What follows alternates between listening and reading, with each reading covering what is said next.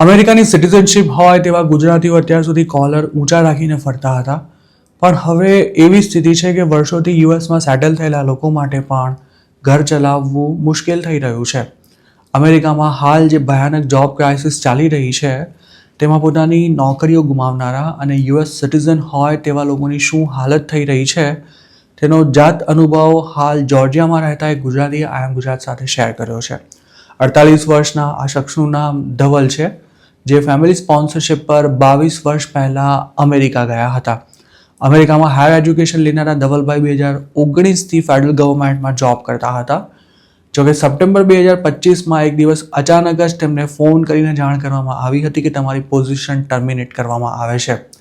Job ગઈ તે દિવસે આ ગુજરાતી ઘરેથી કામ કરી રહ્યા હતા અને બીજા જ દિવસે તેમને પોતાના લેપટોપ સહિતની વસ્તુઓ જમા કરાવી દેવાની હતી. પણ જ્યારે તે ઓફિસે ગયા ત્યારે તેમને અંદર એન્ટ્રી પણ નહોતી અપાઈ. ધવલભાઈનું છેલ્લું પેકેજ $89,000 હતું અને તેમને સેલરીમાં 3 વર્ષથી કોઈ ઇન્ક્રીમેન્ટ પણ નહોતું મળ્યું. આઈ એમ ગુજરાત સાથે વાત કરતાં તેમણે જણાવ્યું હતું કે સરકારી નોકરીમાં પગાર ઓછો મળે છે, પણ તેમાં પેન્શન અને હેલ્થકેર સહિતના બેનિફિટ્સ ખૂબ જ સારા મળતા હોવાથી લોકો ફેડરલ જોબ કરતા હોય છે. સપ્ટેમ્બર 2025માં નોકરી ગઈ ત્યારબાદ તેઓ અત્યાર સુધીમાં ઓછામાં ઓછી 200 જેટલી જગ્યાએ અપ્લાય કરી ચૂક્યા છે, પણ તેમને ક્યાંય જોબ નથી મળી રહી. વ્યવસાય તેઓ આઈટી એન્જિનિયર છે, પણ પોતાના ફિલ્ડ સિવાયની એટલે કે વેરહાઉસમાં સુપરવાઇઝર ટાઈપની જોબ્સ માટે પણ તેમણે ઘણા પ્રયાસ કર્યા છે.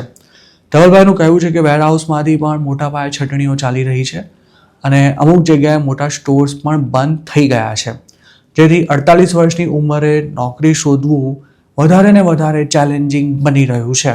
અમેરિકામાં આઈટી ફિલ્ડમાં જોબ શોધતા ગુજરાતીઓ સાથે કેવા ભેદભાવ થાય છે તે અંગે વાત કરતા ધવલભાઈએ જણાવ્યું હતું કે યુએસમાં હવે આ ફિલ્ડમાં સાઉથ ઇન્ડિયન્સનો એટલો બધો દબદબો થઈ ગયો છે કે ઇન્ટરવ્યૂ લેવા માટે જે પેનલ બેઠી હોય છે તેમાં પણ આવા એકાદ બે હોય છે, જેમાં ઘણાની પાસે તો સાચી ડિગ્રી કે અનુભવ પણ નથી હોતા. જો તમે તમારા સીવીમાં આખા નામનો એટલે કે ફૂલ નેમનો ઉલ્લેખ કરો તો મોટાભાગે ઇન્ટરવ્યૂ માટે કોલ નથી આવતો હોતો, અને જો સરનેમ જણાવ્યા સિવાય અપ્લાય કર્યું હોય તો પણ કોઈ ગુજરાતી સેકન્ડ રાઉન્ડ સુધી નથી પહોંચી શકતો. આ જ લોકોને કારણે ગુજરાતીઓને આઈટી ફિલ્ડમાં જલ્દી જોબ નથી મળી રહી તેવું ધવલભાઈનું કહેવું છે, અને ગુજરાતીઓ માટે પ્રોબ્લેમ ઊભી કરનારા લોકો જ H1Bનો ભરપૂર મિસયુઝ કરે છે તેવો પણ તેમણે આક્ષેપ કર્યો હતો. ધવલભાઈનો દીકરો હાલ કોલેજમાં ભણે છે, પણ તેમની પોતાની સ્થિતિ એવી થઈ ગઈ છે કે તેમના માટે દીકરાની એક સેમેસ્ટરની $7,500 ફી ભરવું પણ મુશ્કેલ થઈ રહ્યું છે. યુએસ સિટીઝન હોવાથી તેમને 1 વર્ષ સુધી અનએમ્પ્લોયમેન્ટ બેનિફિટ્સ અને ફૂડ સ્ટેમ્પ મળવાના છે, પણ જો આટલો લાંબો સમય ઘરે બેસી રહેવું પડ્યું તો પોતાને પછી કોઈ નોકરી નહીં રાખે તેની ચિંતા પણ તેમને સતાવી રહી છે. તેઓ જે એરિયામાં રહે છે ત્યાં પણ છેલ્લા 6 મહિનામાં 3 નાની ફેક્ટરીઝ બંધ થઈ ચૂકી છે. ધવલભાઈ બેકારીથી કંટાળીને કોઈ ગુજરાતીના સ્ટોરમાં નોકરી મળી જાય તેના માટે પણ ટ્રાય કરી ચૂક્યા છે, પણ કોઈ સ્ટોરવાળો 48 વર્ષના અમેરિકન સિટીઝન ગુજરાતીને જોબ પર રાખવા માટે તૈયાર નથી. તેમનું કહેવું છે કે જો કોઈ જોબ આપવા તૈયાર થઈ જાય તો પણ પહેલાં એવી શરત મૂકે છે કે 2 મહિના કામ શીખવું પડશે, જેનો કોઈ જ પગાર નહીં મળે, અને પગાર શરૂ થશે ત્યારે કયા હિસાબે મળશે તેની પણ કોઈ ચોખવટ કરવામાં નથી આવતી.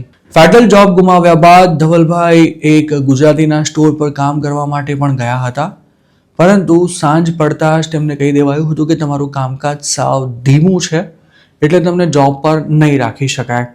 ધવલભાઈનું કહેવું છે કે યુએસમાં કોઈ સ્ટોર એટલા પણ નજીક નથી હોતા કે તમે ચાલીને જોબ પર જઈ શકો. જો ઘરનો ગેસ બાળીને રોજ જોબ પર જવાનું હોય તો માણસ 2 મહિના મફતમાં કામ કઈ રીતે કરી શકે.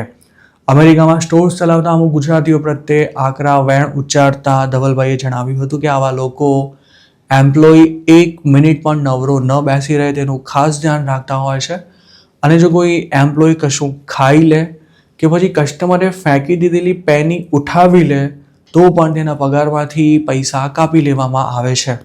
છેલ્લે ધવલભાઈએ જણાવ્યું હતું કે અમેરિકન સિટીઝનની હાલ જો આ પ્રકારની હાલત હોય તો જેમની પાસે કોઈ સ્ટેટસ નથી કે પછી ટેમ્પરરી સ્ટેટસ છે તે લોકોને કેટલી મુશ્કેલી થતી હશે. અમેરિકા ભણવા જવા માંગતા કે પછી જોબ કરવા જવા માંગતા ગુજરાતીઓને ધવલભાઈની એવી સલાહ છે કે હવે યુએસમાં ઇન્ડિયન્સ અને ખાસ તો ગુજરાતીઓ માટે જોબ જ નથી તેવું કહેવામાં કોઈ અતિશયોક્તિ નથી. અને આ સ્થિતિ સુધરવાને બદલે હજુ બદતર બની શકે છે. અમેરિકન કંપનીઓ પણ હવે H-1B વાળાને જોબ પર રાખવાને બદલે સિટીઝનને પહેલો પ્રેફરન્સ આપી રહી છે અને યુએસ સિટીઝનશીપ હોય તેવા ઇન્ડિયન્સ સાથે પણ હવે જોબ પર રાખવા સુધી લઈને બીજી પણ ઘણી બાબતે ભેદભાવ થઈ રહ્યા છે. મતલબ કે હવે યુએસની સિટીઝનશીપ હોવા છતાં પણ આવા ભેદભાવથી બચવું ઘણું મુશ્કેલ છે અને આ હકીકત લોકો સમજે તે પણ જરૂરી છે.